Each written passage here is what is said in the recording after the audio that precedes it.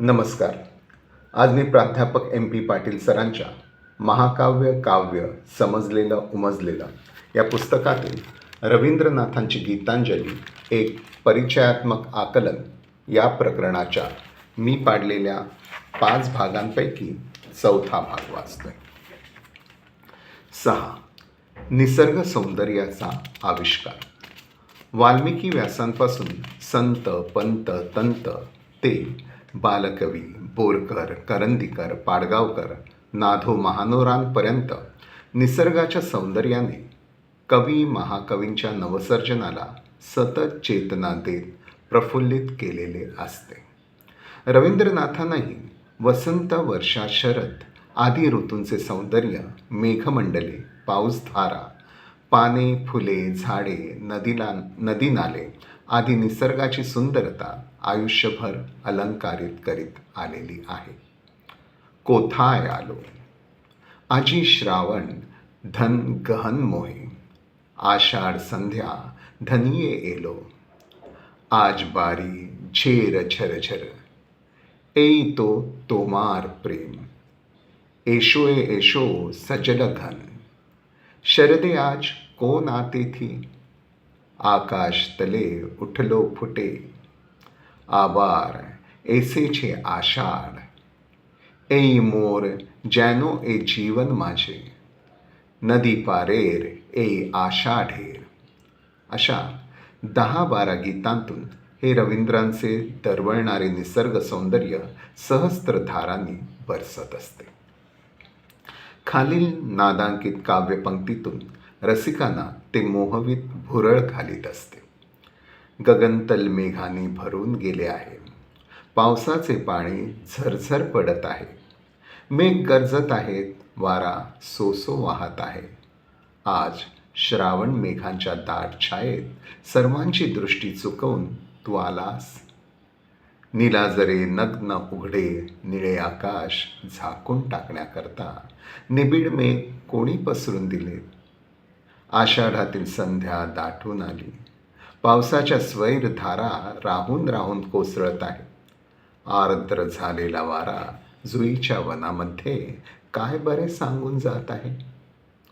आज भरलेल्या मेघांतून पाणी झरझर कोसळत आहे. आकाश फोडणाऱ्या चंचल धारा आज कोठेही अटकत नाही. शालवनात वरचेवर गर्जना करीत वादळ झोके देत आहे. मैदानावरून पाणी सैरावैरा पळत आहे. मधुर आलस्याने भरलेले हे जे मेघ आकाशात तरंगत जात आहेत. पर्वतांच्या शिखरांचे चुंबन घेऊन पुलकयुक्त फुलांनी कदंब वृक्षाचे पान उत्सुक झाले आहे. नदीच्या काठाकाठावर कलक उसळत आहे. शरद ऋतूत कोण बरे अतिथी आज माझ्या प्राणाच्या दाराजवळ आला. आकाशात प्रकाशाचे कमल उमलले आहे आणि त्याच्या पाकळ्या थराथरांनी नाना दिशांकडे विखुरल्या आहेत. अंधकाराचे काळे भोर पाणी झाकून गेले आहे. आजी वसंतदारी जागृत झाला आहे.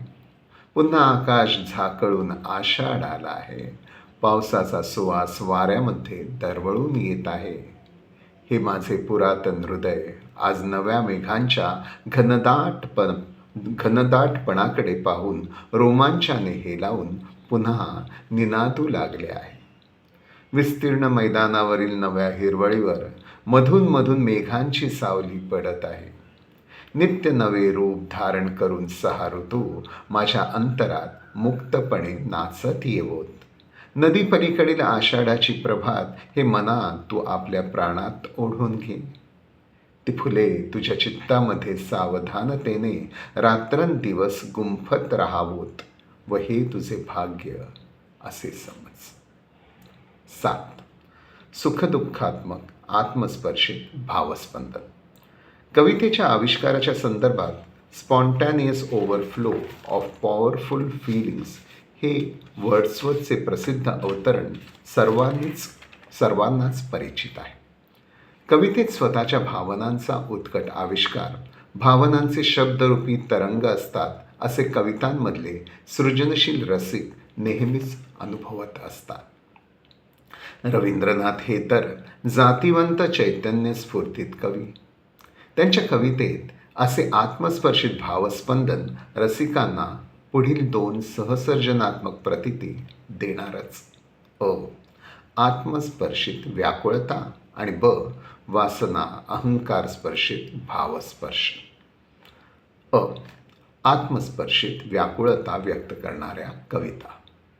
आषाढ संध्या धनी येलो, जानी जानी कोण आधी काल हते, तुम्ही कोण करे गान करो, ऐमान आढाल दिये लुकिये गेले.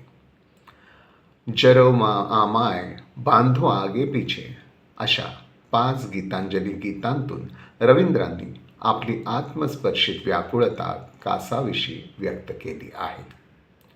खालील काव्यपंक्तीतून ती व्याकुळ भावस्पर्शता व्यक्त होत आहे.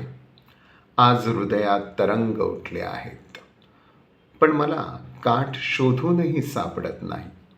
भिजलेल्या वनातील फुलांनी आपल्या सुगंधामध्ये प्राण व्याकुळ करून सोडला आहे. युगानुयुगे कित्येक सुखात, कित्येक दुःखात, कित्येक प्रेमात, कित्येक गानात अमृताचा रस माझ्या प्राणात भरून राहिला आहे. काहीतरी म्हणावेसे वाटते, पण म्हणताना मी अडखळतो आणि हार खाऊन माझा प्राण कासावीस होतो.